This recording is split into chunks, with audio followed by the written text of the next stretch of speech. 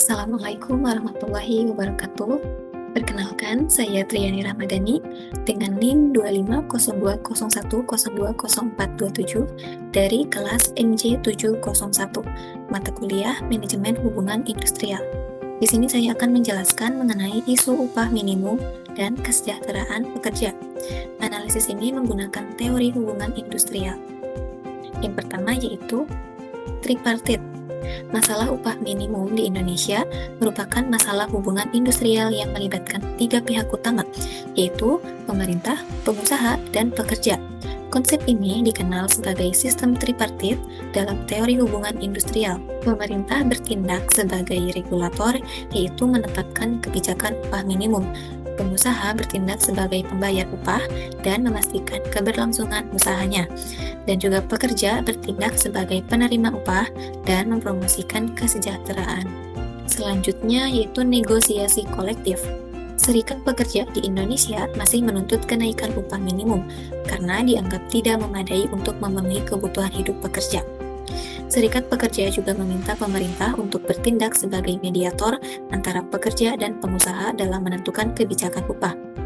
Hal ini menentukan bahwa proses perundingan kolektif tetap menjadi bagian penting dalam menyelesaikan konflik hubungan industrial. Karena dengan adanya serikat pekerja sebagai kolektor atau yang mewakili para pekerja di suatu perusahaan, ini dapat menyalurkan keluhan atau aspirasi dari para pekerja untuk mendapatkan upah yang layak. Selanjutnya yaitu hukum ketenagakerjaan. Hukum ketenagakerjaan Indonesia menetapkan bahwa penentuan upah minimum harus mempertimbangkan kondisi ekonomi, inflasi, dan pertumbuhan ekonomi nasional. Namun, dalam praktiknya, seringkali muncul konflik kepentingan antara pekerja yang menginginkan kenaikan upah dan pengusaha yang mempertimbangkan kemampuan perusahaannya. Selanjutnya yaitu dampak isu dari hubungan industrial. Yang pertama, dampak terhadap bisnis. Adanya kenaikan upah dapat meningkatkan biaya operasional perusahaan, berpotensi mengurangi keuntungan atau bahkan memicu inefisiensi tenaga kerja. Hal ini dapat meningkatkan risiko PHK jika perusahaan tidak mampu menutupi peningkatan biaya produksi. Pastinya perusahaan juga memperhitungkan untuk upah para pekerjanya, dan sedangkan perusahaan juga membutuhkan pekerjanya. Namun, jika terdapat kenaikan upah dan perusahaan tidak mampu untuk menutupi peningkatan biaya produksinya, maka memungkinkan akan terjadinya pengurangan karyawan atau PHK. Selanjutnya yaitu dampak terhadap pekerja. Kenaikan upah minimum dapat meningkatkan kesejahteraan dan daya beli masyarakat.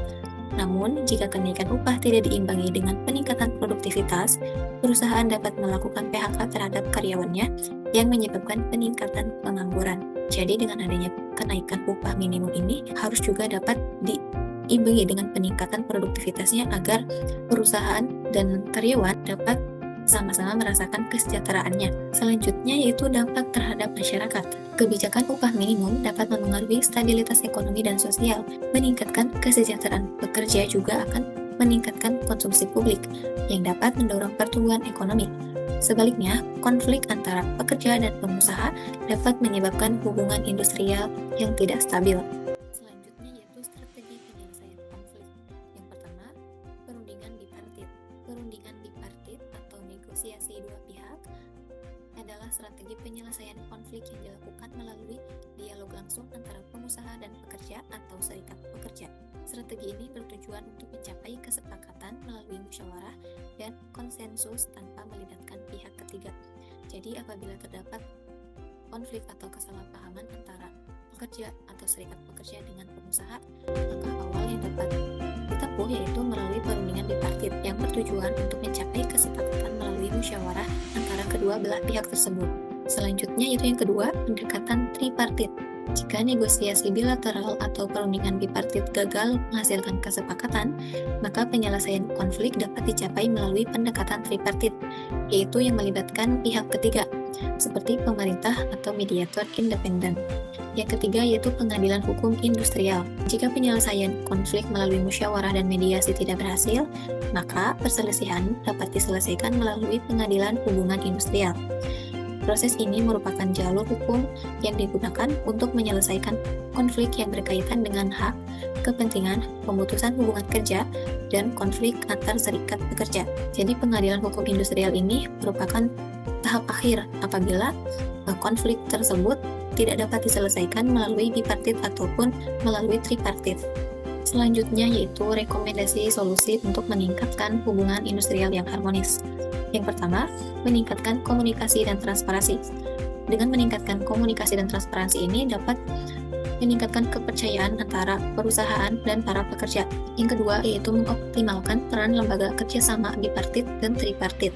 Karena dengan mengoptimalkan peran lembaga kerjasama tersebut, apabila terjadi perselisihan atau konflik dapat diselesaikan secara musyawarah antara pengusaha dan pekerja atau serikat pekerja. Yang ketiga yaitu menyusun perjanjian kerja bersama yang jelas. Jadi tidak adanya kesalahpahaman antara pekerja dan pengusaha atau perusahaan karena terdapat perjanjian kerja bersama yang jelas dan dapat dipertanggungjawabkan di kemudian hari.